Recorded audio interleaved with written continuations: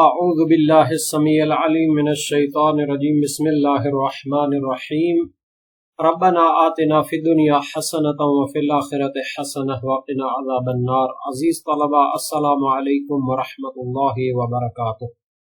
شرح الامہ دوم کتاب ناظر و توابعہ درس نمبر 514 میں یمین کے صیغوں کی تحقیق پیش کی جائے گی۔ کتاب ناظر و توابع میں یمین، عہد اور ناظر کے احکام بیان کیے جاتے ہیں۔ ناظر اور عہد کے احکام مکمل ہو چکے، یمین کے بارے میں گفتگو ہو رہی ہے، یمین کے صیغوں پر گفتگو ہوگی۔ شیعہ فقہا کے نظریات کا جائزہ لیا جائے گا، متعلقہ مسائل اور فروعات، روایات اور احادیث کا تذکرہ اور عبارت کی تشریح اور تطبیق بھی پیش کی جائے گی۔ شیعہ فقہا نے جو اس کے لیے صیغے بیان کی ہیں تو ان کی 4 قسمیں تھیں۔ ایک تو ذات باری تعالیٰ کے ساتھ، دوسرا ہے اسماء مختصہ کے ساتھ، تیسرا ہے اسم جو غالباً اللہ تعالیٰ کے لیے استعمال ہوتا ہے، غیر کے لیے بھی ہوتا ہے لیکن غالباً اللہ تعالیٰ کے لیے، تو ان سے قسم منعقد ہوتی ہے۔ جبکہ چوتھی قسم تھی کہ جو برابر استعمال ہوتا ہے اللہ کے لیے اور غیر کے لیے بھی، تو اس میں روایات جو ہے پائی جاتی ہیں۔ صحیح محمد بن مسلم جلیل القدر سے کراوی قلت لابی جعفر علیہ السلام قول اللہ عز وجل واللیل اذا یغشا والنجم اذا ہوا وما اشبہ ذلک، یہ جو قرآن میں قسمیں آئی ہیں، رات جب تاریک ہو جائے اور ستارہ جب ایک طرف جھکے اور اس طرح کی تعبیریں، فرمایا ان للہ عز وجل ان یقسم من خلقہ بما شاء ولیس لخلقہ ان یقسم الا بہ، اللہ تعالیٰ اپنی مخلوقات میں سے جس کے ساتھ چاہے قسم اٹھاتا ہے، لیکن اس کی مخلوقات کے لیے قسم اٹھانے کی اجازت نہیں مگر اس کے نام کے ساتھ۔ وسائل شیعہ باب 30 کتاب الایمان حدیث سیوم، اس طرح خبر علی بن مہزیار جلیل القدر سے کراوی اسی باب میں ہے۔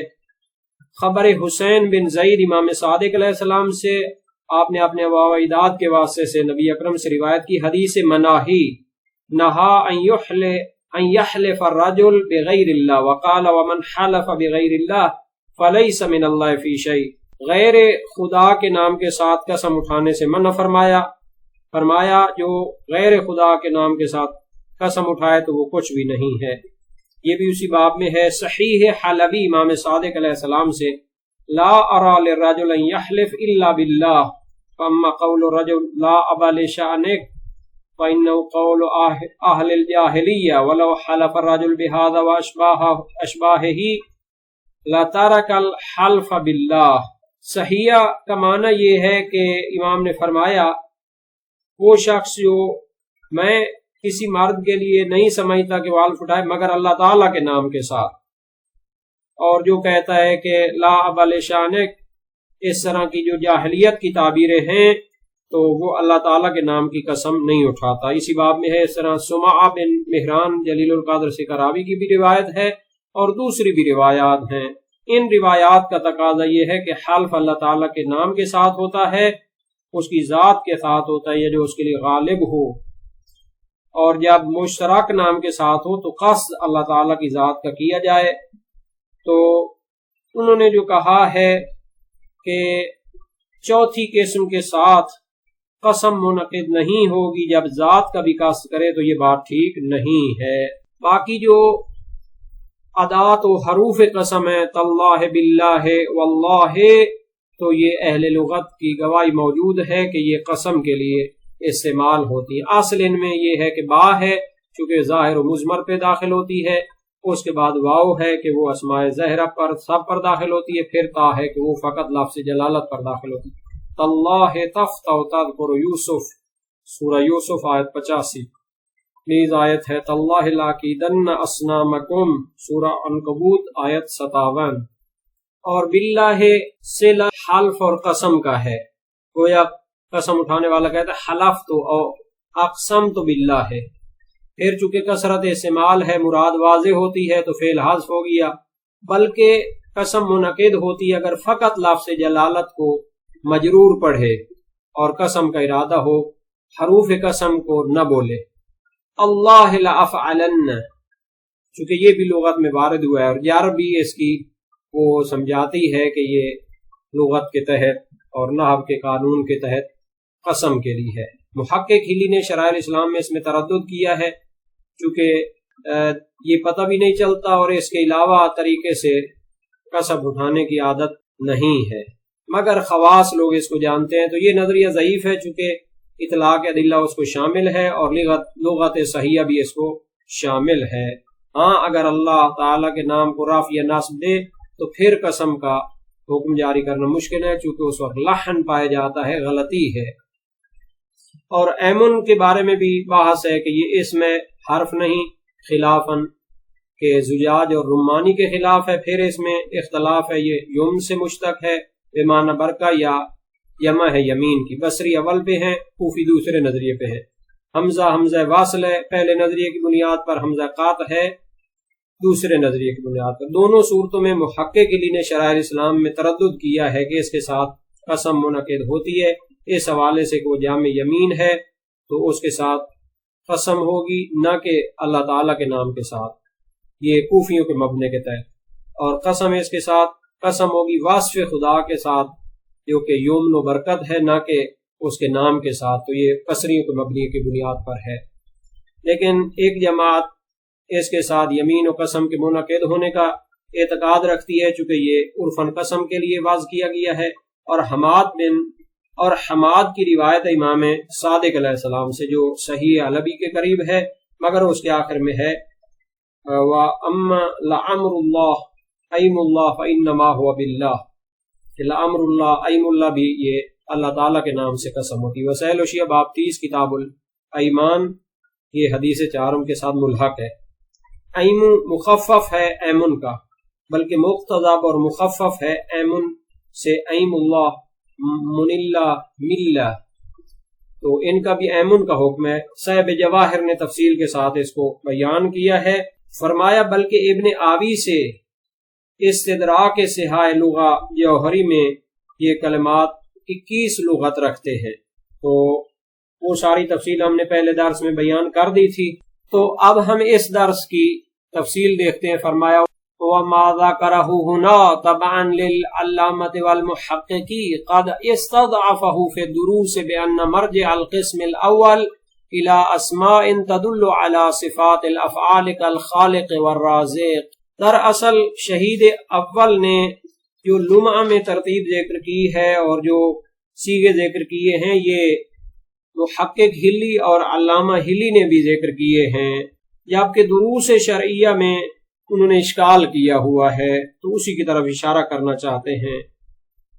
کتاب دروس میں شہید اول نے قسم کی 3 قسمیں کی ہیں، قسم ذات خدا کے ساتھ، قسم اسماء مختصہ خدا کے ساتھ رحمان و رحیم، کہ یہ وہ ہیں جو صفات ذات پر دلالت کرتے ہیں، قسم اسماء مشترکہ کے ساتھ جو غالباً خدا کے لیے بولے جاتے ہیں، خالق و رازق کی دلالت کرتے ہیں صفات افعال پہ۔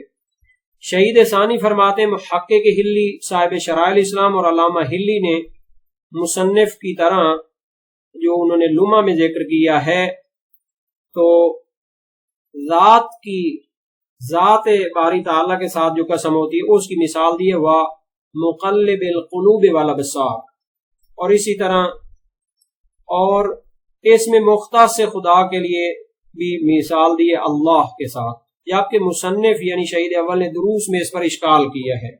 اس ترتیب اور تقسیم پر اشکال کا خلاصہ کیا ہے کہ مقلب القلوب اور اس کے معنی جو الفاظ ہیں ان کے ساتھ قسم اٹھانا کہ قسم بے ذات ہو، یہ ٹھیک نہیں ہے، بلکہ یہ تیسری قسم کی طرف پلٹتا ہے، یعنی جو صفات افعال پر دلالت کرتے ہیں اسماء، اور جو قسم دوم ہے ان کا رتبہ اس اسم کے بعد ہے کہ جو ذات پر دلالت کرتا ہے، اور اس کی مثال لفظ اللہ، لفظ جلالت سے دی ہے۔ پس مقلب القلوب والابصار کے ساتھ جو قسم ہے یہ تیسری قسم میں چلی جائے، اور ذات کے ساتھ جو قسم ہے وہ قسم اول ہے، وہ صیغہ واللہ تاللہ باللہ، یہ اسماء ہیں جو دلالت کرتے ہیں ذات جامع جمیع صفات کمالیہ پر۔ تو شہید ثانی اس کا جواب دیتے ہیں اور کہتے ہیں کہ محقق ہلی صاحب شرائع الاسلام اور علامہ ہلی نے جو ترتیب پیش کی ہے وہ آپ کی اس دروس کی تحقیقات سے بہتر ہے۔ ظاہر ہے کہ آپ نے ابتکار اور ایک دقت کرنے کی کوشش کی ہے، لیکن پہلے علماء نے بھی اس میں جو بحث کی ہے وہ نہایت دقیق ہے، تو اسی کو ترجیح دینا چاہتے ہیں۔ تو پہلے ہم اس اشکال کی عبارت کو دیکھ لیتے ہیں، اس کے بعد پھر شہید ثانی کا جو اشکال ہے اس پر وہ ذکر کریں گے۔ فرمایا جو کچھ شہید اول نے ذکر کیا ہے ہونا لمع میں طبعا للعلامۃ والمحقق کی، یہ علامہ ہلی کی کتابوں کی پیروی ہے اور محقق ہلی کی پیروی ہے جو شرائع الاسلام وغیرہ میں انہوں نے ذکر کی ہے۔ قد استضعفہ فی الدروس، اسی کو انہوں نے اپنی دروس شرعیہ میں ضعیف قرار دیا ہے۔ بأن مرجع القسم الاول الى اسماء، قسم اول و مقلب القلوب والابصار کے ساتھ قسم اٹھانا یہ ایسے اسماء کی طرف پلٹتا ہے تدل علی صفات الافعال، جو اللہ تعالیٰ کے صفات افعال پر دلالت کرتے ہیں۔ کالخالق والرازق، خالق خلق کرنے سے اس کا نام ہے، رازق رزق دینے سے اس کا نام ہے۔ ومقلب القلوب، دلوں کو پلٹانا، آنکھوں کو پلٹانا، پھیرنا، تو یہ بھی ایک فعل ہے اللہ تعالیٰ کا، تو یہ پہلی قسم سے نہیں ہوگا بلکہ تیسری قسم میں جائے گا۔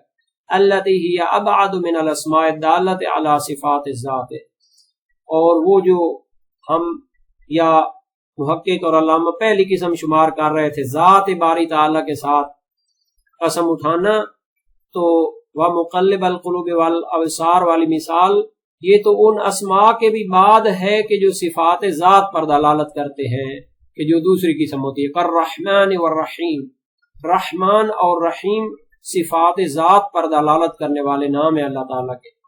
التی ہی دون اسم ذات، جو کہ اسم ذات کے بعد ان کا مرتبہ ہے۔ سب سے پہلے اس کا مرتبہ ہے جو ذات کے ساتھ قسم اٹھائی جائے، دوسرا صفات ذات پر دلالت کرنے والے اسماء، تیسرا ہے صفات افعال پر دلالت کرنے والے اسماء۔ وَهُوَ اللَّهُ جَلَّ اسمہ، اس میں ذات فقط اللہ تعالی اللہ کا نام ہے کہ بہت عظیم ہے، جل اسمہ بہت جلیل القدر نام ہے۔ بل هو الاسم الجامع، یہی لفظ اللہ اسم جامع جمیع صفات باری تعالی ہے۔ وَجَعَلَ الْحَلْفَ بِاللَّهِ هُوَ قَوْلُهُ وَاللَّهِ وَبِاللَّهِ وَتَاللَّهِ بِالْجَرِّ وَأَيْمَنُ اللَّهِ وَمَا اقْتَضَبَ مِنْهَا۔ جب شہید اول نے کتاب دروس شرعیہ میں اس ترتیب اور تقسیم فقہا پر اشکال کیا تو قرار دیا ذات خدا کے ساتھ قسم اٹھانے کو واللہ تعالیٰ باللہ اور ایمن اللہ کے ساتھ اگر قسم اٹھائیں تو یہ ذات باری تعالیٰ کے ساتھ قسم ہوتی جو پہلے مرتبہ میں ہے۔ وَمَا اقْتَضَبَ مِنْهَا یا وَمَا اقْتُضِبَ مِنْهَا، اور جو ایمن سے الفاظ اور لغات نکالی جاتی ہیں وہ بھی پہلی قسم میں جائیں گی۔ تو اس عبارت میں ایک جو دقت فرمائی ہے اسماء دالہ علی صفات الذات، اسماء دالہ تدل علی صفات الافعال، صفات افعال اور صفات ذات کے بارے میں مختصر وضاحت۔ صفات واجب الوجود دو قسم کی ہیں، صفات ثبوتیہ اور صفات سلبیہ۔ صفات ثبوتیہ صفات ہیں کہ جو واجب الوجود کے ثبوت اور اس کے کمالات اور اس کی جو صفات ہیں ان کو بیان کر دیں۔ یہ دو قسم کی ہیں، صفات ذاتیہ اور صفات فعلیہ۔ صفات ذات وہ صفات ہیں جو عین ذات واجب الوجود ہیں، ان کا سالب کرنا موجب عیب و نقص اور احتیاج ہے۔ ان صفات کو کمالیہ بھی کہتے ہیں، یہ موجب کمال ہیں اللہ تعالیٰ کے لیے اور عین ذات ہیں۔ ان کی پھر دو قسمیں، حقیقیہ اور ذات اضافہ۔ حقیقیہ وہ صفات ہیں کہ ان کے مفہوم میں کسی دوسری چیز سے نسبت اور تعلق ضروری نہیں ہوتا، حیات، قدیم، ازلی، عظمت، کبریائی۔ ذات اضافہ وہ صفات ہیں کہ دو طرف لازم ہیں کہ ان کے مفہوم میں نسبت اور تعلق دوسری چیز سے بھی ملحوظ خاطر رکھا جاتا ہے۔ علم کے مفہوم میں معلوم سے تعلق ہے، قدرت مقدور سے تعلق ہے۔ یہ ان صفات میں جو تعلق ہے وہ وجود متعلق پر توقف نہیں رکھتا، یعنی خدا تعالی معلوم کے وجود سے پہلے بھی عالم ہے، مقدور کے وجود سے پہلے بھی قادر ہے۔ صفات فعل یا صفات افعال وہ صفات ہیں کہ ان کا سلب موجب عیب و نقص نہیں بلکہ ثبوت و سلب اللہ تعالیٰ کے لیے روا ہے. ان کو صفات جمالیہ کہتے ہیں کہ صدور ان کا اللہ تعالیٰ سے حسن و جمال اور حکمت و مصلحت کے تحت خلق، رزق، اماتہ اور احیاء. صفات سلبیہ وہ صفات ہیں کہ اللہ تعالیٰ اور واجب الوجود سے ان کا سلب کرنا لازم ہے چونکہ ان کا ثبوت اس کے لیے عیب و نقص اور احتیاج کا موجب ہے. تو ان کو صفات جلالیہ بھی کہتے ہیں کہ ذات واجب الوجود ان سے بلند و برتر ہے، ترکیب، جسمیت، شریک ہونا اور اس طرح کی